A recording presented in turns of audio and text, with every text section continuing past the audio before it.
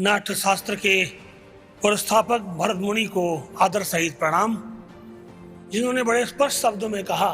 न कोई ज्ञान, न कोई विद्या, न कोई योग, कुछ भी ऐसा नहीं है जो नाट्य शास्त्र के अंतर्गत नहीं है। रूट्स टू रूट्स नाट्य शास्त्र के सभी आयामों को भारत के विद्यार्थियों तक पहुंचाने का एक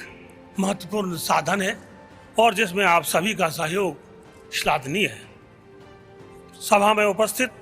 मिस्टर आशीष चौहान जी, डॉक्टर बाला सुब्रमण्यम जी,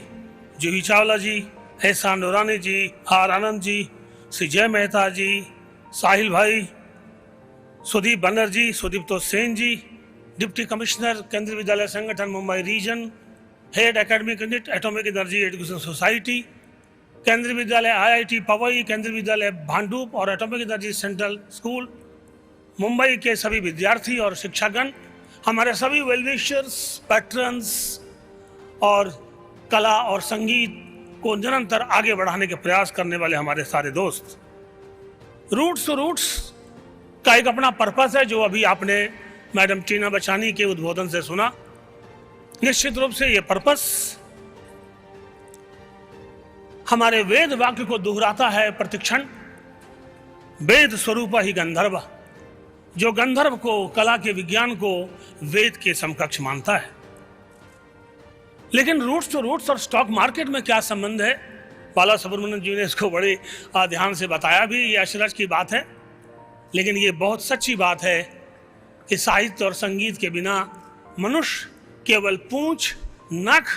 और सींग के बिना पशु ही तो है। तो इस पशु को मनुष्य के रूप में स्थापित करने के लिए कला और संगीत, कला और संस्कृति को हम कभी छोड़ नहीं सकते। आप जितना भी चाहे पैसे कमा लें, जितना भी चाहे मेहनत कर लें, लेकिन वो सारी थकान अगर दूर होगी तो संगीत के स्वरों से होगी, नृत्य के थाप से ही होगी। इसलिए रूट्स टू रूट्स और नेशनल स्टॉक एक्सचेंज का मिलन एक बहुत बड़ी कमी को पूरा करता है। कल्चर को बढ़ाने के लिए पैसा चाहिए और पैसा का उपयोग करने के लिए और हम मनुष्य बने रहें उसके लिए कल्चर चाहिए। आज का यूथ, मेरे अपने 30 साल के शिक्षा के अनुभव में ये स्पष्ट हो चुका है कि सारी दुनिया लगी हुई है विद्यार्थी को केवल और केवल एकेडमिक सब्जेक्ट्स के ऊपर जोर देने के लिए। इंजीनियर बनना, डॉक्टर बनना, वकील बनना और ऐसे ही कुछ और पेशे, यही जिंदगी के सबसे बड़े मायने हैं।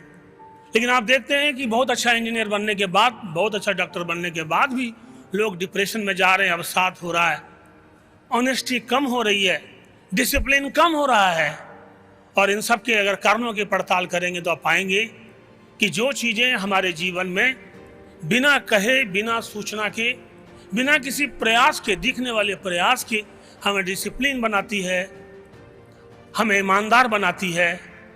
हमें रसदार बनाती है, हमें बेसुरा होने से बचाती है, हमें रिदम के बारे में, एस्थेटिक सेंस के बारे में जागृत करती है,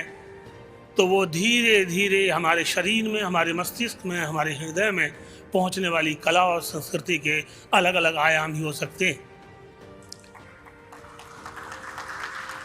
अगर आप कहेंगे तो आप ये जरूर देखेंगे कि कला और संगीत के जरिए से हम उन विद्यार्थियों को भारतीय संस्कृति, हमारे इंडियन नॉलेज सिस्टम के विभिन्न आयाम, हम लोग सप्ताह भर में जो क्लासेस ऑनलाइन करते हैं और उसके बाद जब उनके स्कूलों में भी हम पहुंचते हैं, जहाँ की हम वर्कशॉप के मोड में उन्हें कला सिखाते हैं, तो निश्चित रूप से ये बच्चे अवसाद से और दुनिया की समस्याओं से कम मुक्त होना प्रयास करते हैं। आप सभी को आपके उदार पैट्रोनेज के लिए बहुत बहुत धन्यवाद। Thank you.